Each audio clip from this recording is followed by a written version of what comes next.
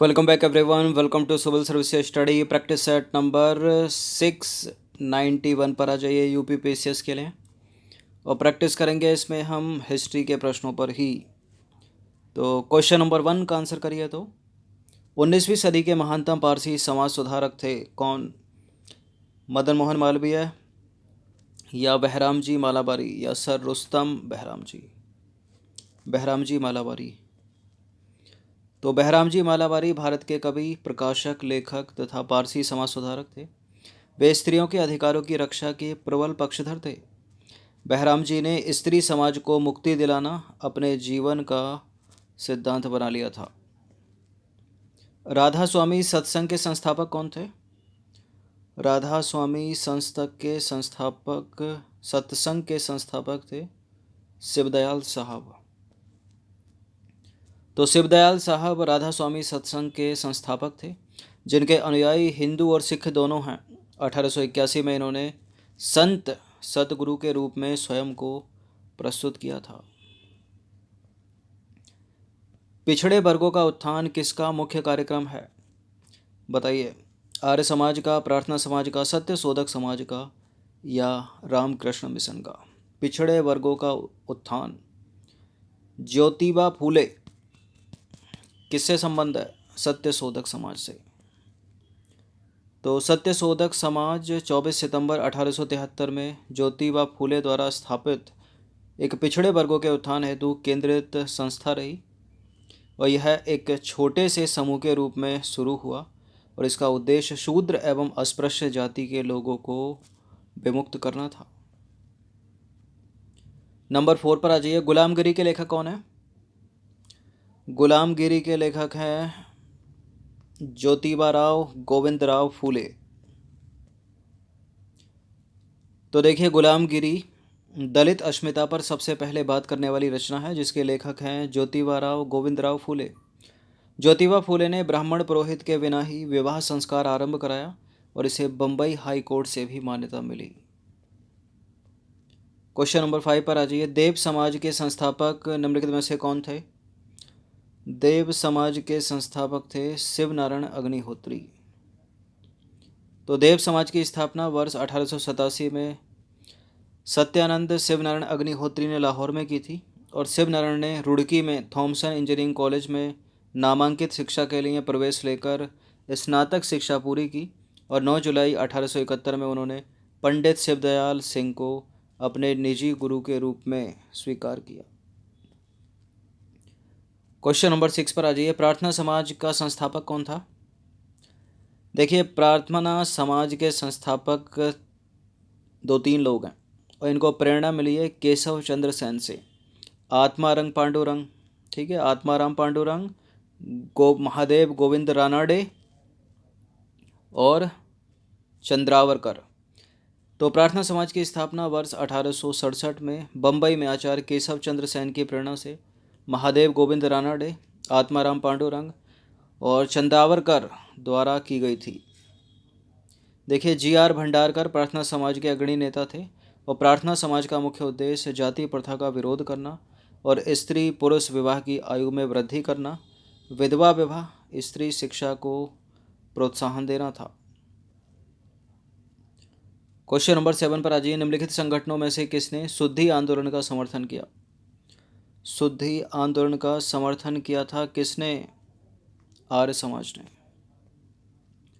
तो आर्य समाज के संस्थापक एवं आधुनिक भारत में शुद्धि के सबसे पहले प्रचारक स्वामी दयानंद सरस्वती थे और स्वामी दयानंद सरस्वती ने शुद्धि गतिविधियों को आंदोलन के रूप में स्थापित करके संपूर्ण हिंदू समाज को संगठित करने का प्रयास किया। इस प्रश्न का उत्तर दीजिए। तो सत्यार्थ प्रकाश पवित्र पुस्तक है किसकी?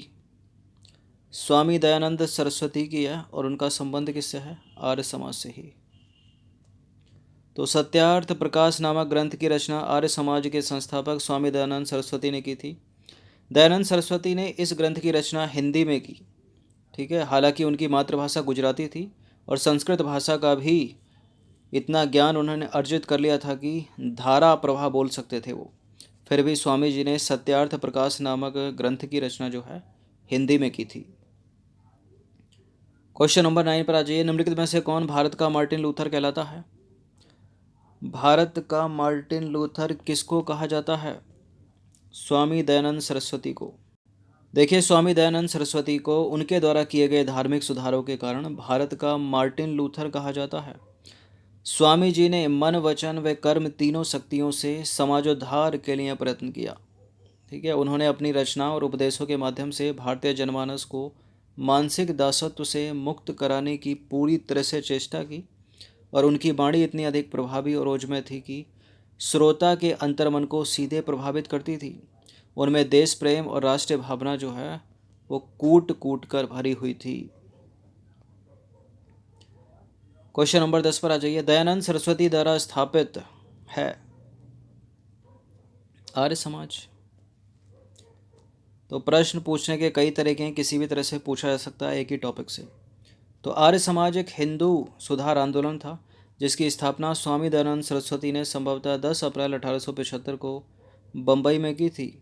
इस आंदोलन का उद्देश्य वैदिक धर्म को पुनः शुद्ध रूप से स्थापित करने का प्रयास, भारत को धार्मिक, सामाजिक और राजनीतिक रूप से एक सूत्र में बांधने का प्रयत्न करना और पाश्चात्य प्रभाव को समाप्त करना था। देखिए, आर्य का जो अर्थ है वो है भद्र और समाज का अर्थ है सभा। अतः आर्य समाज का अर्थ है भद्र जनों का समाज या भद्र सभा।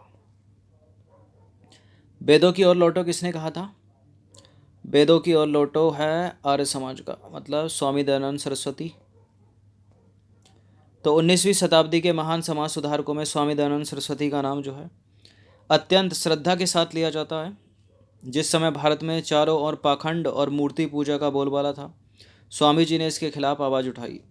उन्होंने भारत में फैली कुरीतियों को दूर करने के लिए 1876 में हरिद्वार के कुंभ मेले के अवसर पर पाखंड खंडिनी पताका फहराकर चुनौती दी, और उन्होंने फिर से वेद की महिमा की स्थापना की। शाहनामा के लेखक कौन थे? आसान सा प्रश्न है। फिरदौसी। देखिए, महमूद गजनबी के दरबार का प्रसिद्ध कवि फिरदौसी था। ठीक है, इसे पूर्व के होमर की उपाधि दी गई थी। और फिरदौसी की सर्वाधिक प्रसिद्ध रचना का नाम क्या है? शाहनामा। बड़ी पूछी गई है कॉम्पिटिटिव एग्जाम में ये। मूर्ति भंजक किसको कहा जाता है? मूर्ति भंजक सुबुक्तगीर नहीं है, अल्पतगीर नहीं है, मोहम्मद गौरी नहीं है, महमूद गजनबी या गजनी।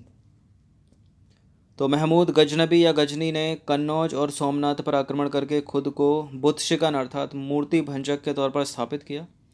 और महमूद गजनबी का भारत पर हमले का उद्देश्य क्या था? धन लूटना और इस्लाम धर्म का प्रचार प्रसार करना। क्वेश्चन नंबर 14 पर आ जाइए। निम्नलिखित में से किसने महमूद गजनबी के हमले के बाद सोमनाथ मंदिर का पुनः निर्माण किया? किसने किया था? महमूद गजनबी ने जब सोमनाथ के मंदिर को तोड़ दिया था तो उसका पुनः निर्माण किसने किया था? भीमदेव ने। तो अलबरूनी की पुस्तक किताब उल हिंद के अनुसार 1025 ईस्वी में महमूद गजनबी ने अपने 5000 साथियों के साथ सोमनाथ मंदिर पर हमला किया और 25,000 लोगों को कत्ल करके मंदिर की सारी धन दौलत लूट ले गया। महमूद ने मंदिर लूटने के बाद गुजरात के राजा भीमदेव और मालवा के राजा भोज ने इसका पुनर्निर्माण करवाया। क्वेश्चन नंबर 15 पर आ जाइए। निम्नलिखित में से कौन सा कथन अलबरूनी के संबंध में सही नहीं है? अलबरूनी एक धर्मनिरपेक्ष लेखक था। अलबरूनी संस्कृत का विद्वान था। अलबरूनी त्रिकोणमिति का विशेषज्ञ था और उसका ग्रंथ उस समय के जीवंत भारत से प्रभावित था। देखिए, अलबरूनी के संदर्भ में त्रिकोणमिति का विशेषज्ञता सही है, संस्कृत का विद्वान था और उसका ग्रंथ उस समय के जीवंत भारत से प्रभावित था, यह भी सही है। धर्मनिरपेक्ष लेखक नहीं था, वो गलत है पहला वाला स्टेटमेंट। तो अलबरूनी एक फारसी विद्वान, लेखक, वैज्ञानिक, धर्मज्ञ और विचारक था। अलबरूनी की रचनाएं अरबी भाषा में हैं, किंतु उसे अपनी मातृभाषा फारसी के अलावा कम से कम 3 और भाषाओं का ज्ञान था। वो थी सीरियाई, संस्कृत और यूनानी। तो हिस्ट्री के ये 15 प्रश्न थे, इनकी प्रैक्टिस एक बार कर लीजिएगा। एक लाइक कर सकते हो आप, सिविल सर्विसेज स्टडी चैनल को सब्सक्राइब कर लीजिए और लेटेस्ट टेस्ट का नोटिफिकेशन पाने के लिए यूट्यूब के बेल आइकन को प्रेस रखिएगा। धन्यवाद।